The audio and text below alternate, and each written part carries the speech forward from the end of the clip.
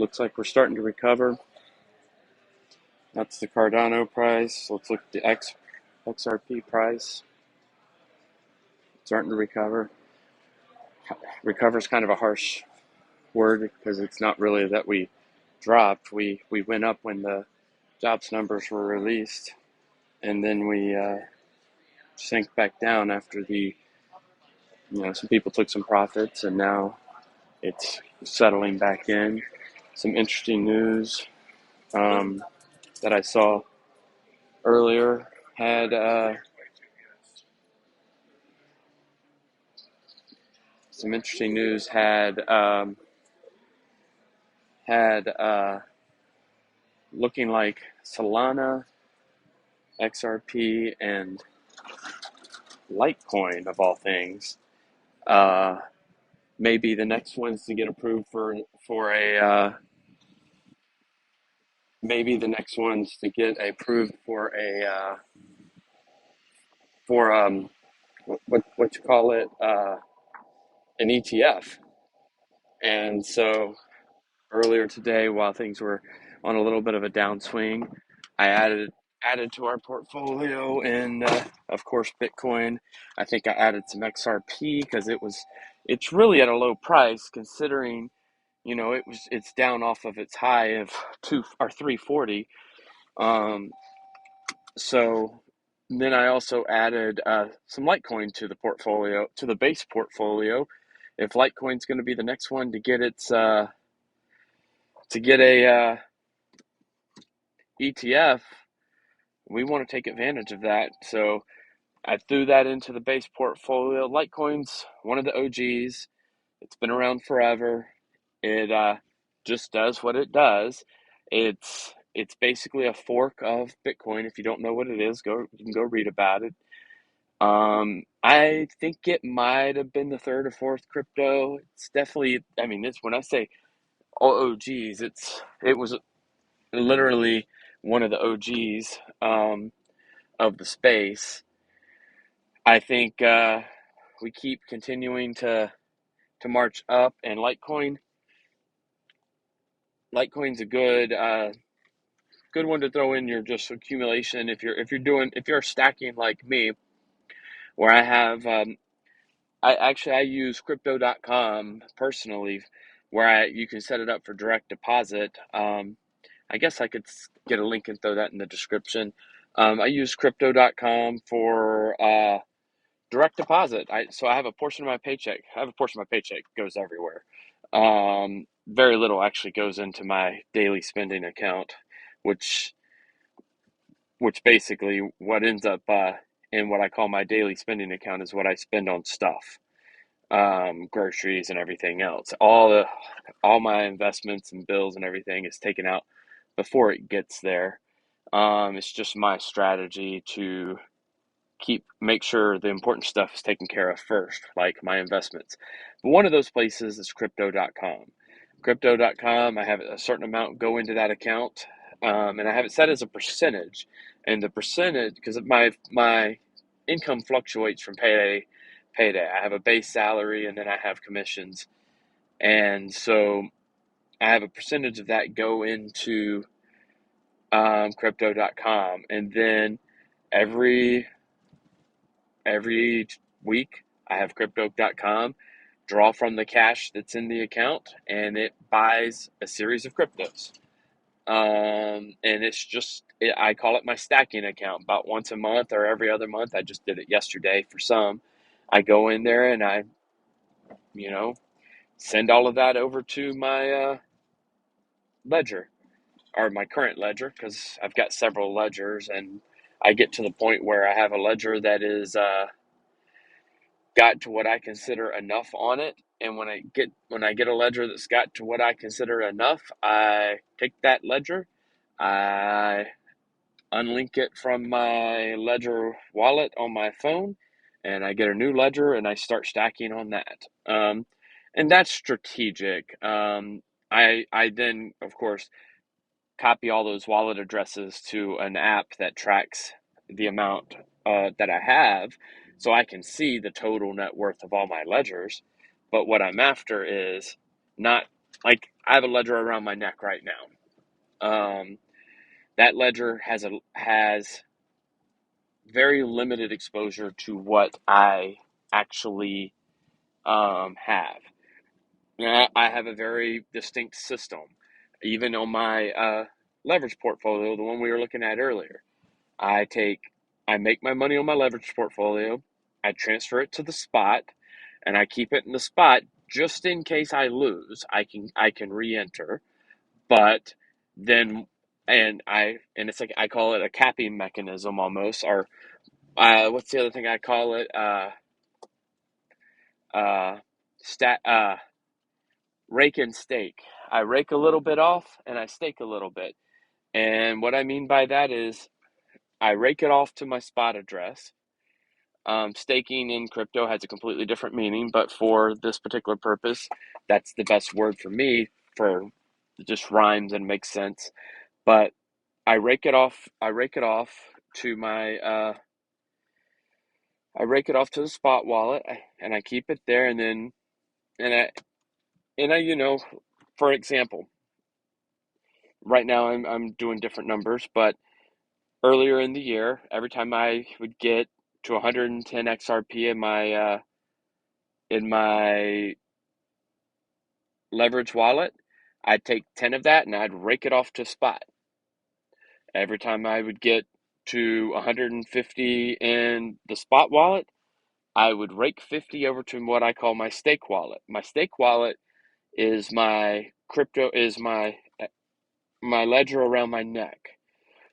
Every time my ledger around my neck, what every time I'd actually have to, because depending on the exchange, the particular exchange we're looking at this morning, I have to actually send it over to either Coinbase or I think crypto.com. I can't remember. And that's because it requires a tag to be able to send, and the ledger does not have a tag. FYI, ledger, if you ever hear this, you should make that an option to where you can at least put a tag on it so that the you can make it send.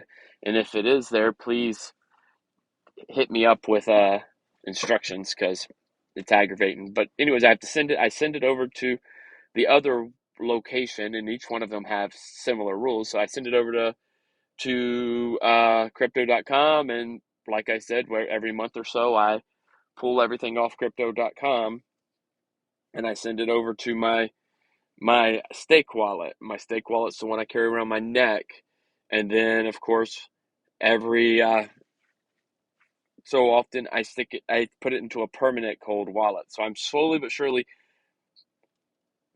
funneling this from all the different exchanges I work on or work with, from the ones that are working with the bots, the ones I'm manually trading myself for my accumulation wallets, and I slowly but surely just shift it all to the ledger around my neck. Once it gets to the ledger around my neck, and some of it goes through a software wallet on my phone before it gets to because it's all about maintaining liquidity where I have access to some level of liquidity for daily life functions, but slowly but surely keeping that flow going. Every week I'm adding to the permanent ledger that I got. Once I put it on that permanent ledger's in a safe. I don't even carry it with me. So when I send it over to it, I have the address already plugged into my Ledger Live, and I send it over to it. Once I send it over to that, soon as that wallet gets, sorry about the yawning, folks. As soon as that wallet gets to the point of being where I consider it to be full, I don't think it can realistically. It's just an address, so it can never be full. But what I consider to be full, because I like to decentralize my funds. I then will delink that Ledger wallet from my Ledger account, and I will link a new Ledger wallet. I'll go out and get a new Ledger wallet, and I will link that. Now, you may be wondering, how do I keep track of all of those ledgers? And I have this fancy tool called a Sharpie. I write someone's name on it, someone I actually know. and then I let them pick the password. Not that's not really what I do, but if I told you what I actually did, you would you would know how to get to my money. I'm not going to do that. Don't ever tell anybody your seed phrase or how to get your password. But no, it's all I have it all saved. I actually when I finally take that ledger, I do put I do actually get that document the information on that documented in a way such that if something were to happen to me, my family members could get access to it. Um, but and I encourage you to do that too. I mean, you can stack, you can stack, you can stack, but if you don't have a plan for when something happens to you, and you may not care, but it just if even if you don't have family, and I have a friend who has no family, and I'm always on her case that there's something she cares about. She cares about her cat.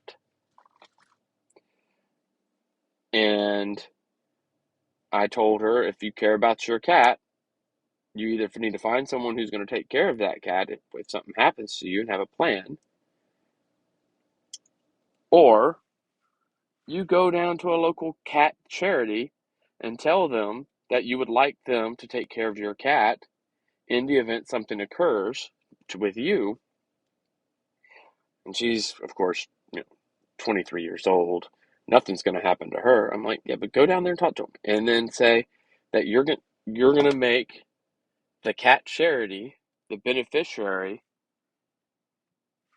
in her will, and the with the caveat that they make sure that cat lives as long as possible. And you know,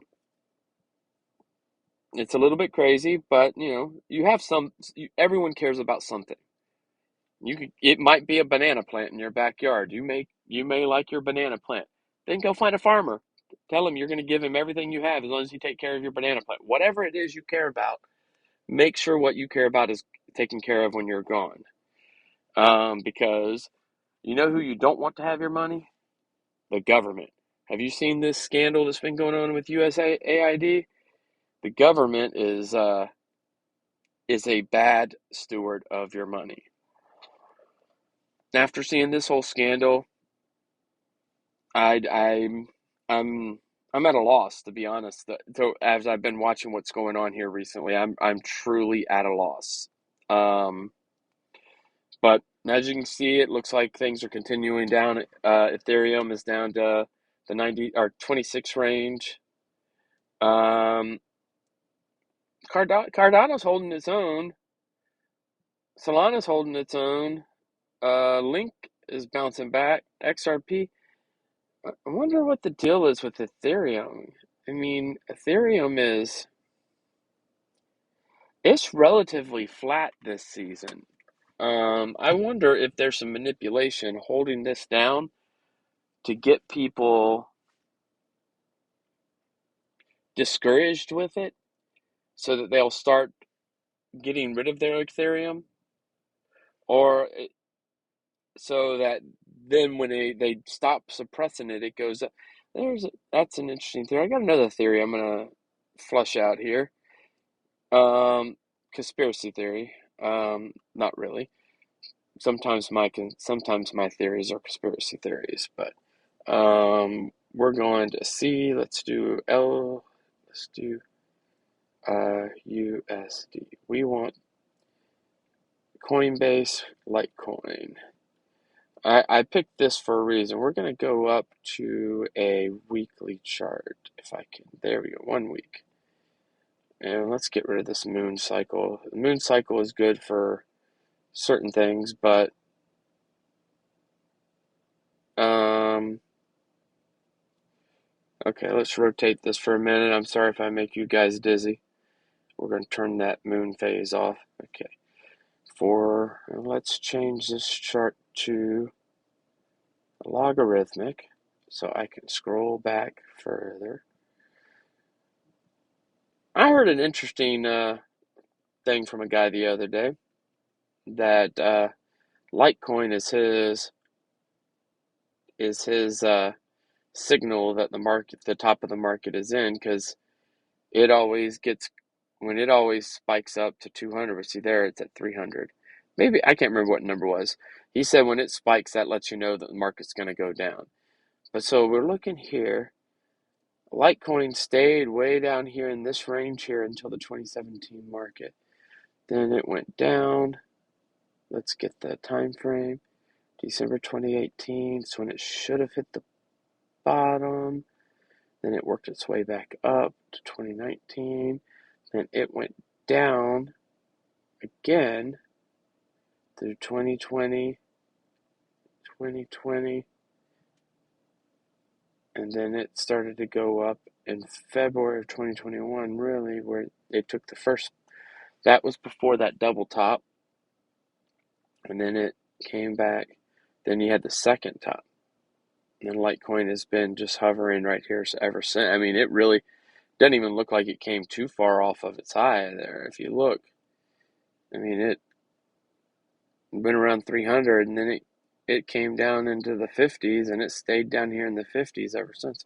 Okay, so here's the reason why I've done all this, trying to figure this out, is that I was wondering about Litecoin being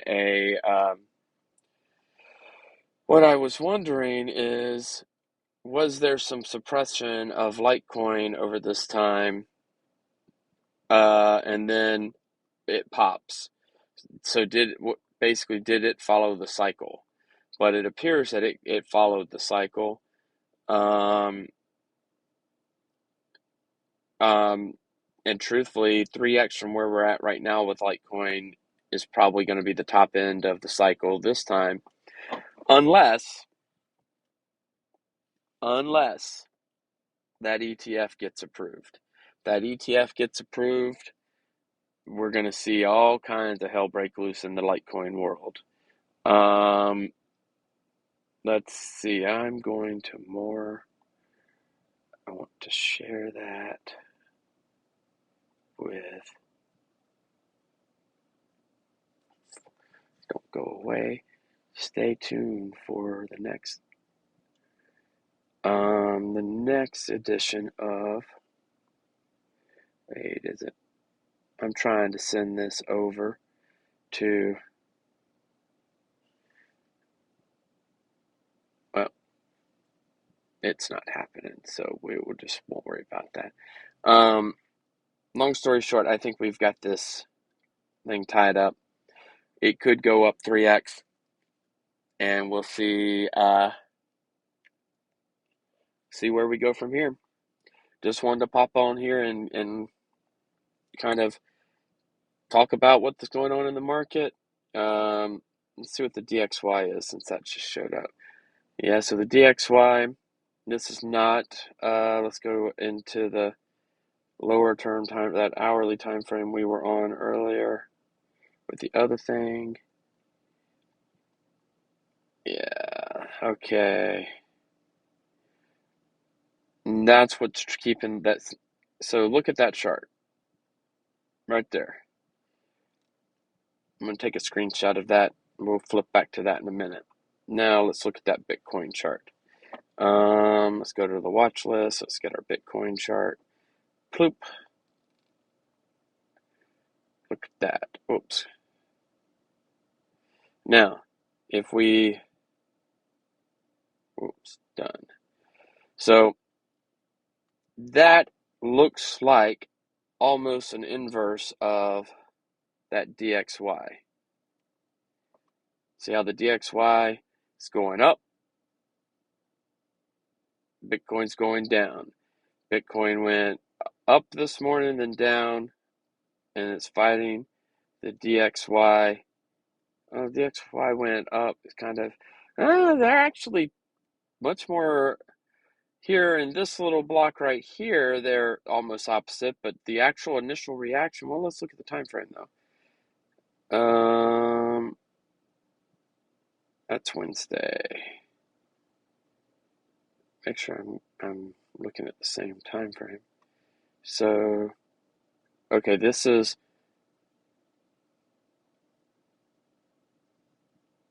So dollar is gaining in strength, which is bad for crypto usually.